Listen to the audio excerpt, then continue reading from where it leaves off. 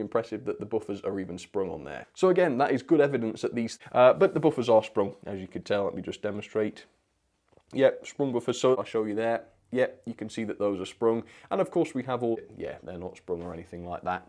Unfortunately, that those aren't sprung, so not a massive deal, but are even sprung. Let me show you that.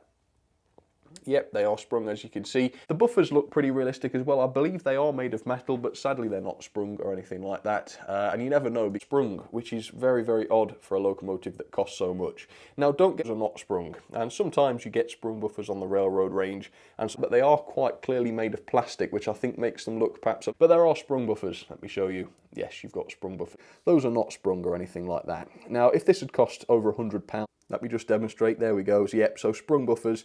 You just get the this. Let me just demonstrate. Yep, as you can see, those are sprung, and you've also got those lampard. We've already looked at the buffer beam, but it does have the buffers, but those aren't sprung. And I think, as you can see, they're not just plastic painted into us. Let me show you that there. So there we go.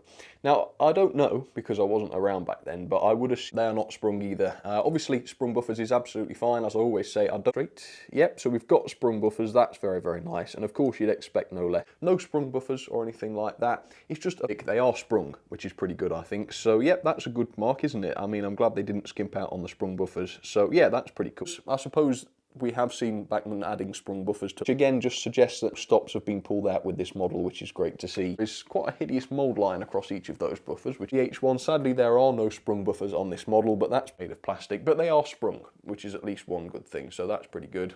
They're not sprung on this model, but if you look at the way the actual buffer beams are fitted onto the have sprung buffers, which are made of metal, which look very nice indeed. Let me show those. Let me show you that. Yes, it's an inexpensive model, and yet it still has sprung buffers. That is sprung, but that's relatively minor, I think, given the sprung buffers, which are sprung. There we go, just demonstrate there.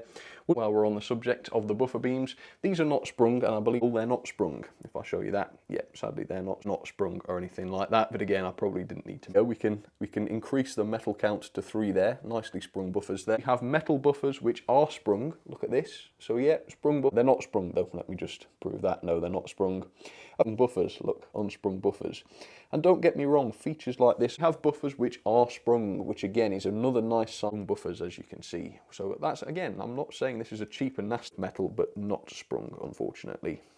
Again, metal buffers, which I think are sprung. I'm pretty sure they're metal. Yeah, they look like they are. They are sprung. They don't spring very well, but they do spring, which is quite... They are sprung, and also made of metal, it's worth saying as well. See, the buffers, even if we can call them buffers, are quite unusual. So,